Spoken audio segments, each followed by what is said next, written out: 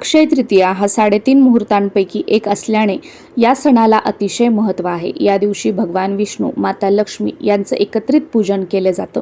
घरामध्ये सुख, शांती, समृद्धी आणि संपत्ती यावी यासाठी माता लक्ष्मी, भगवान विष्णूंना एकत्रित पूजलं जातं।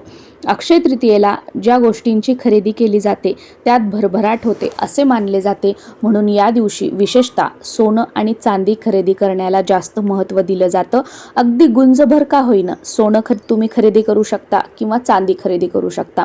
पण काही कारणाने तुम्हाला सोनं आणि चांदी खरेदी करणं शक्य नाही झालं तर सोन्यापेक्षाही मौल्यवान आणि आपल्या संसारामध्ये सुख, समृद्धी, ऐश्वर्य आणणाऱ्या काही गोष्टींची नक्कीच तुम्ही खरेदी करू शकता, ज्या आपल्या बजेटमध्ये सुद्धा आहे।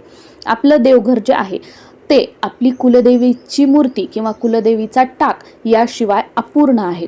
त्यामुळे तुमच्या देवघरामध्ये सगळे यंत्र आहेत, सर्व देवी देवतांचे फोटो आहेत, सगळं काही आहे, पण तुमच्या कुलदेवीला स्थान नसेल, तुमच्या कुलदैवताला तुमच्या देवघरात स्थान नसेल तर तुमचं देवघर किंवा तुमचं घर हे अपूर्ण आहे। त्यामुळे अक्षय तृतीयेच्या मुहूर्तावर तुम्ही तुमच्या कुलदेवीची मूर्ती किंवा तुमच्या कुलदेवीचा टाक खरेदी करू शकता आणि देवघरामध्ये त्याची स्थापना करू शकता। कुलदेवीचा टाक जो असतो तो तुम्ही चांदीचा घेऊ शकता। पूजा साहित्याच्या दुकानामध्ये किंवा सोने चांदीच्या दुकानामध्ये तुम्हाला टाक जे आहेत ते मिळून जातील, किंवा चांदीची मूर्ती किंवा पितळेची मूर्ती, पंचधातूची मूर्ती तुमच्या कुलदेवीची, तुमच्या कुलदैवताची तुम्ही खरेदी करू शकता आणि या दिवशी त्यांची स्थापना करू शकता। किंवा तुम्ही त्यांचा फोटो तुमच्या घरी नसेल, देवघरामध्ये नसेल तर फोटो आणून त्याची सुद्धा स्थापना देवघरामध्ये करू शकता। याचबरोबर तुम्ही दक्षिणावर्ती शंख, श्रीयंत्र, गजलक्ष्मी तुमच्या देवघरात नसेल तर ते घेऊ शकता। आपल्या कुलस्वामिनीची, कुलदेवीची सेवा करण्यासाठी तुमच्याकडे दुर्गा सप्तशती ग्रंथ नसेल तर तो तुम्ही या दिवशी खरेदी करू शकता आणि या दिवशीपासून आपल्या कुलस्वामिनीची सेवा करायला तुम्ही सुरुवात करू शकता।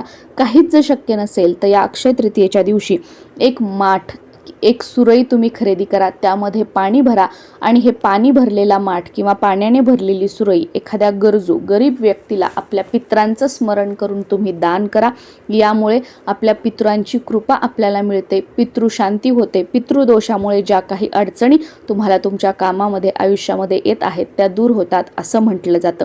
कुणी गरीब व्यक्ती हा पाण्याने भरलेला माठ घेणार नसेल तर तुमच्या घराच्या आजूबाजूला एखादं कुठेही कोणतं मंदिर असेल तर त्या मंदिरामध्ये सुद्धा तुम्ही ठेवून येऊ शकता, किंवा तुमच्या कुलदेवीचा जो कोणता मंत्र असेल तो कमळगट्ट्याच्या माळेवर जपता यावा यासाठी तुम्ही या दिवशी कमळगट्ट्याची माळ खरेदी करू शकता, ती सिद्ध करू शकता आणि अक्षय तृतीयेपासून तुमच्या कुलदेवीचा जो कोणता मंत्र असेल तो तुम्ही रोज एक माळ म्हणजे 108 वेळा म्हणू शकता।